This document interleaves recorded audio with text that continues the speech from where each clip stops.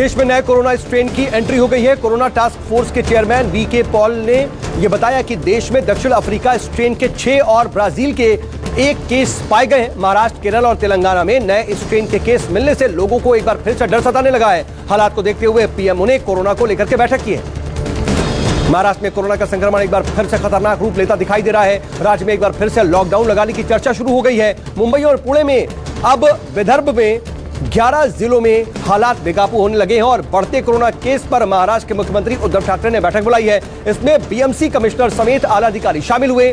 CM ने corona की रोकथाम के लिए अधिकारियों को कड़े निर्देश दिए हैं। पीएम मोदी ने आज स्वास्थ्य क्षेत्र के बजट से जुड़े एक वेबिनार को संबोधित किया। पीएम ने कहा, कोरोना काल के बाद दुनिया बदल रही है और इसकी अगुवाई अब भारत को करनी होगी। हर देशवासी को बेहतर स्वास्थ्य सुविधा देना हमारी प्रतिबद्धता है। पीएम ने कहा, आज भारत हर स्वास्थ्य आपदा से निपटने के लिए बिल्कुल तैयार है। कृषि कानूनों के मुद्दे पर राजनीति लगातार गर्माती दिखाई दे रही है। यूपी के मथुरा में कांग्रेस महासचिव प्रियंका गांधी ने किसानों की महापंचायत में हुंकार भरी। मोदी सरकार पर निशाना साधते हुए प्रियंका ने कहा, किसान सड़क पर बैठा है, किसानों की अनदेखी हो रही है, लेकिन अहंकारी सरकार किसानों की सुध नहीं ले रही है।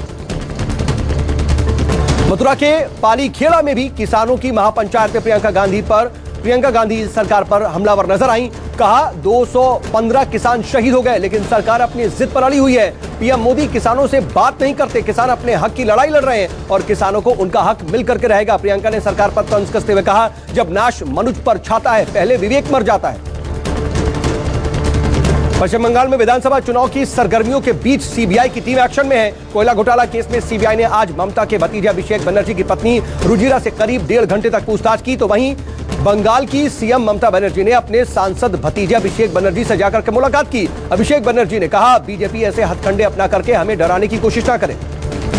अभिषेक बनर्जी के घर सीबीआई की टीम के जाने से पहले ममता बनर्जी के जाने पर सियासत गरमाई हुई है। यूपी के डिप्टी सीएम केशव मौर्य ने ममता पर निशाना साधते हुए कहा, सीबीआई अपना काम कर रही है, दीदी को पद की गरिमा का ख्याल रखना चाहिए, सिर्फ भतीजे के विकास के बारे में नहीं सोचना चाहिए। गुजरात नगर निगम चुनाव में बीजेपी ने एक बार फिर से शानदार प्रदर्शन किया है। गुजरात के सभी नगर निगमों में कमल खिला दिया गया।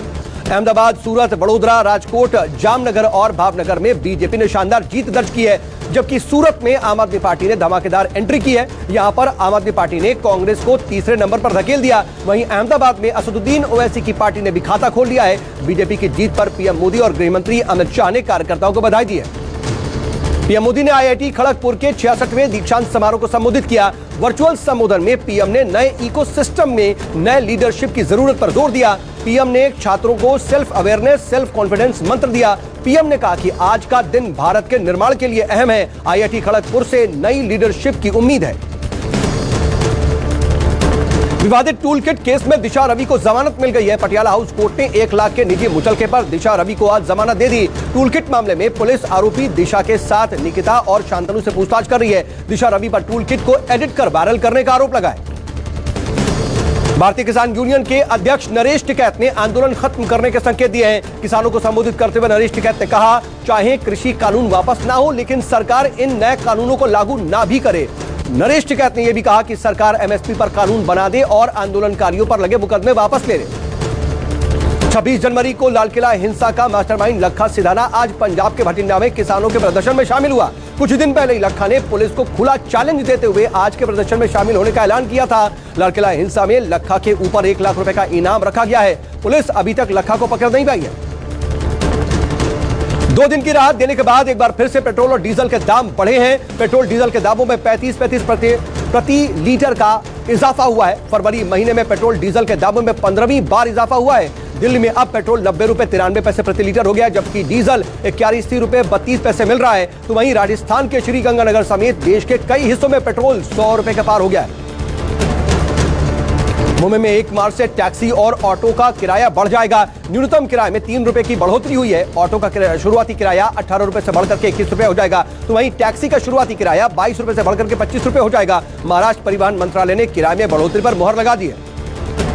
माफिया अतीक अहमद के बेटे उमर को सुप्रीम कोर्ट से बड़ा झटका लगा है। सुप्रीम कोर्ट ने अग्रिम जमानत याचिका खारिज कर दी है। कोर्ट ने कहा, देश में कुछ लोग ऐसे होते हैं जिनके खिलाफ पुलिस कार्रवाई नहीं कर पाती। उमर ने सीबीआई की गिरफ्तारी से बचने के लिए सुप्रीम कोर्ट में याचिका दाखिल की थी। वहीं सीबीआई ने उमर पर 2 लाख रुपए का इनाम घोषित कर रखा है। उमर पर धमकी और जबरन कंपनी ट्रांसफर कराने का आरोप लगा है।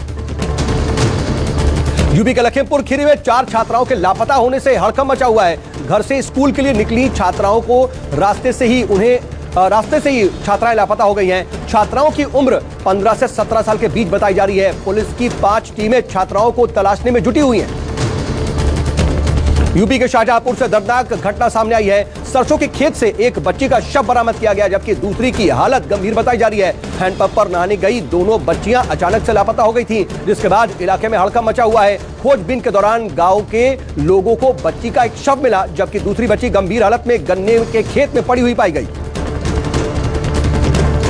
नेपाली सुप्रीम कोर्ट ने पीएम केपी शर्मा ओली को बड़ा झटका दिया है। कोर्ट ने संसद भंग करने के फैसले को खारिज कर दिया है। कोर्ट ने सुनवाई करते हुए नेपाली संसद के निचले सदन को एक बार फिर से बहाल कर दिया। 20 दिसंबर को ओली ने संसद को भंग करने की सिफारिश की थी।